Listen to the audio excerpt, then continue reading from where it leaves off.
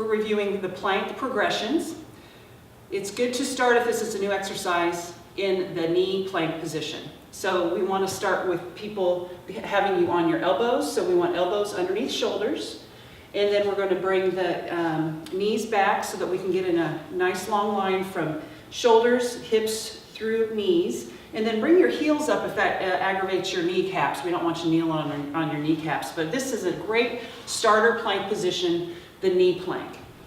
And then we also like to activate more of the side muscles. So we're going to have you go to a side plank.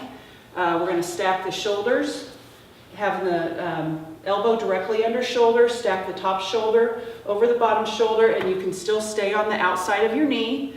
We keep the hip lifted, and then we're going to try to bring that top arm so that it's on top of the body so that we can get stacked. So we want to get this shoulder up, hips up, and knees can stay grounded for the knee side plank. Progressing, we're going to go to a full plank on elbows. So now bring both elbows back underneath shoulders. We can start in the knee plank position just like we did, but if that's tolerable on your back, we want to make sure, again, we're pulling the belly button up to support the lower back, but then bring the toes down, and now you're in a full plank position. The shoulders are going to be engaged, the whole midsection, all the muscles there, the glutes and the quads to stay in this great stabilizing position. To progress then to a side plank, a full side plank, we will go ahead and bring a knee down, but shift over onto your elbow again. But again, making sure you have shoulders stacked, hips stacked. We're going to start with the top foot grounded in front. The rear foot can stay down, and then go ahead and lift the hips up into a side plank.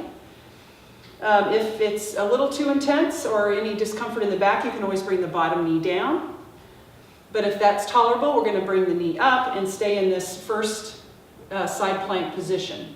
To progress this side plank, we can bring the top foot on top of the bottom foot and stack those feet. So we've got feet stacked, knees, hips, shoulders stacked, all in one long line to really challenge the waist muscles in this progression of side plank position. Come back to full plank, and again, the way to progress the plank from here is to stay in it. So we don't necessarily do reps or pulses. You can if there's any irritation or discomfort in the back, but then we'd ask you to come back up, stay in the plank, and again, we're building some muscular endurance, and then we can progress the plank from here, which we'll address in continuous videos.